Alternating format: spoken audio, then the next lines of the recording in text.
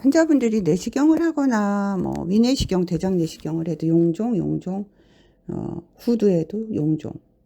굉장히 많은 용종이라는 단어가 이제는 우리 생활에 거의 일상화돼 버렸어요. 저는 부인과 의사라서 자궁 경부 용종이 아니라 체부 용종에 대해서 말씀드리겠습니다. 도대체 체부 용종이 뭐예요? 자궁이 피망이라고 설명하면 피망 꼭지가 아니라 피망 속에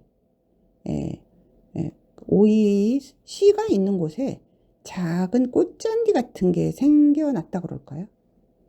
봄에 올라오는 꽃잔디가 뭐 크게 생길 수도 있고요.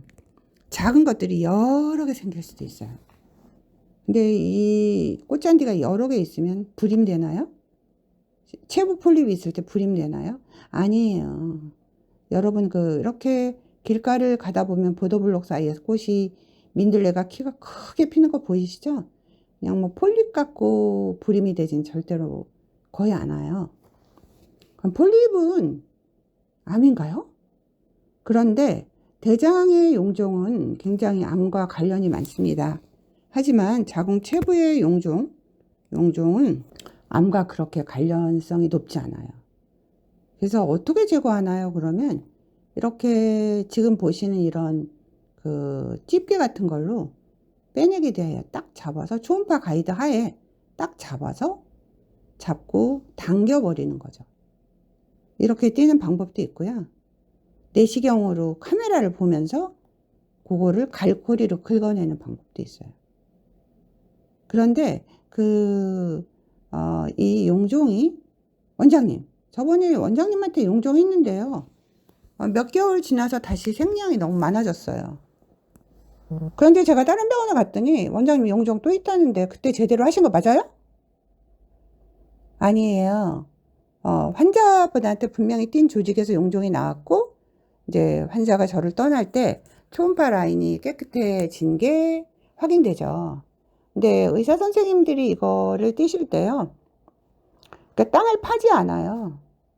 이분의 인생이 만약에 땅을 마구 좀 비유로 설명하면 이렇게 개들이 이렇게 팍팍팍팍팍팍 땅을 파듯이 하면 그게 착상되거나 이럴 때 문제가 될 수가 있어요.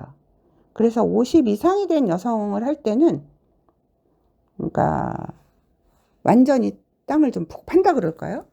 하지만 젊은 여성들은 땅을 푹 파서 하진 않아요. 그거만 살짝. 그런데 사실은 뿌리가 남아 있거나 원래 용종이 생기는 성향이 있는 사람들은 주변에서도 올라올 수가 있어요.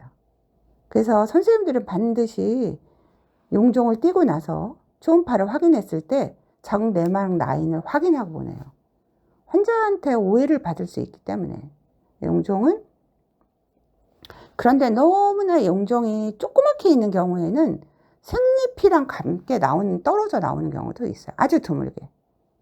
용종은 어떻게 진단하나요? 초음파죠. 초음파를 딱 보면 생리하고 내막의 모양, 배란기 때 내막의 모양, 배란기 이후의 내막의 모양. 그래서 용종이 의심되면 생리하고 다시 내원하세요. 생리라는 것은 자궁을 완전히 청소하는 거거든요. 내벽이 깔끔하게 청소됐을 때 다시 한번 확인하는 것이에요. 그리고 이제 아직 결혼도 안 하고 그렇게 아기를 아직 안 낳았어요. 그러면 요즘에는 주로 내시경 하에서 많이 하죠. 내시경 하에서. 그렇지만 또 초음파에서 그러니까 그 용종이 이렇게 생겼는데 그 용종 끝에 쉽게 말하면 혹은 있는데 혹이 달려있는 모가지. 뿌리 부분이 굉장히 얇아 보여요.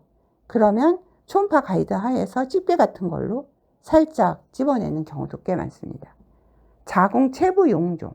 용종은 암인가요? 왜 생겨요? 왜 생긴다고 자꾸 물으시는데요. 그냥 웃지요.